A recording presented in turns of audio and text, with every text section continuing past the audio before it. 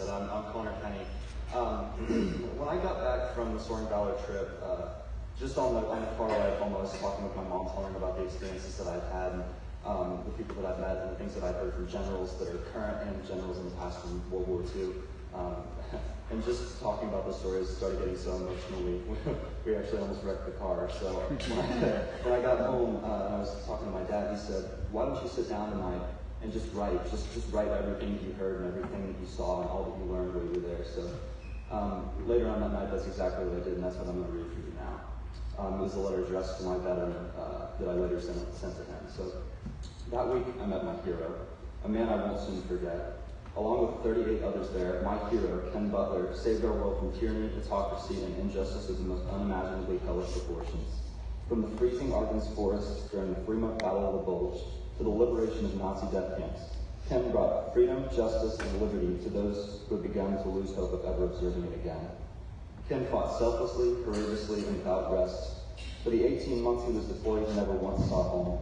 Traveling to lands that he had never heard of, Ken was no more than 2 years older than I am now. He left his mother, father, and sister and brothers to take on evil face to face, encountering frostbite in the sub-zero temperatures, shielded by slim cloth garments that were a lousy excuse for a jacket. Ken didn't know with complete certainty whether or not he would go on to live, to get married, have kids, a profession, or to grow old. On this trip, I had the opportunity to meet his son, who chaperoned him, as well as hear stories of his grandson back in the Dallas area. Being with Ken for those 3 days, I saw just how tough and tenacious these men were and still are. When everyone else took the elevators, Ken always took the stairs. When I offered him a seat during the nearly 6-hour tour of the museum, Ken elected to stand.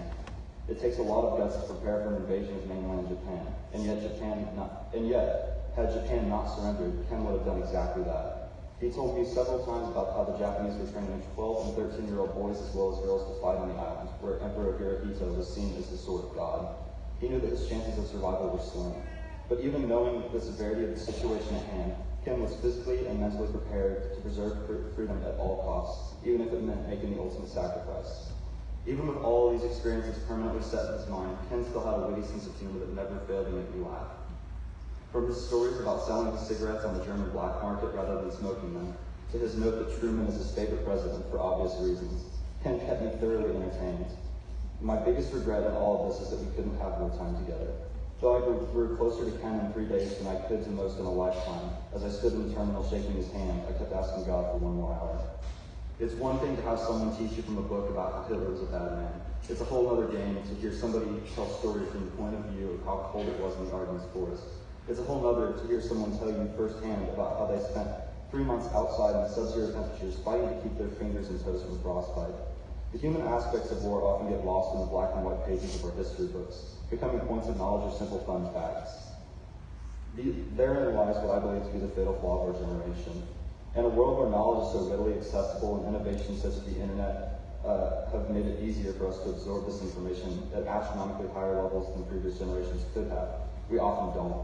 With all these stories, videos, articles, books, and documents at our disposal, we spend our time on worthless self-pursuant activities.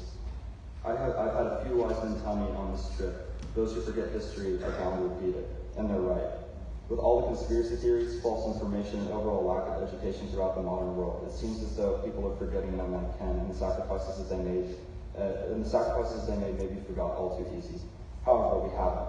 Why is that? Because people like Gary Sinise at this foundation who founded this trip. Because of people like Mark Garcia, who continues to make learning history a duty, and quite frankly, a privilege. Because of people like Lieutenant General Lynch, who spoke to me with tough love and gave me the encouragement that my generation can do it, and with the right attitude will.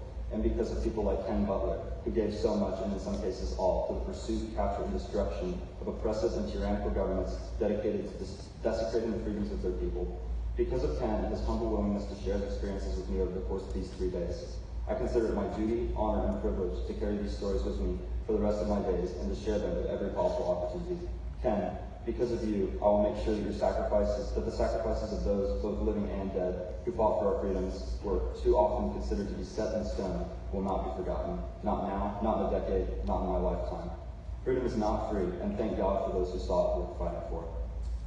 And in closing, I'd like to read you a letter to show you that these sacrifices aren't just from people of the past generations. These sacrifices are still being made today. So this is a letter from Sergeant John Harapko, who was 21 years old and was killed in action in 2003 in Afghanistan War. This letter was addressed to his mom a few weeks before he was killed. Dear Mom, I'm writing this letter before I leave. I couldn't say what I wanted to over the phone. First, I want to say how much I love you. You were always there for me, even though I could never talk about my problems. Second, you gave me the options to be a man, and by giving me slack and rope and trying to make the right decisions. No matter what, you always believed in me, no matter how much of a punk I was to you. We're leaving for Bagram tomorrow to push out 600 Taliban soldiers from the mountains. This is the biggest battle of the war on terrorism.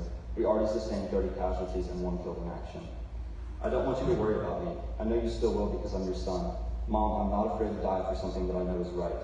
I just hope that I made you proud, and if I don't come home for any reason, I just want you to know I'll always be with you. I want you to know that you raised the cream of the crop. Well, Mom, I have to go now, and all that I've said here are words from my heart, and I mean every last one of them. Tell Aunt Joyce that I said hi and I love her, and I hope to see you soon. But if that doesn't work out, I just needed you to know how I felt. I love you and I miss you. I will take care of you always in my thoughts. Your loving son, Josh.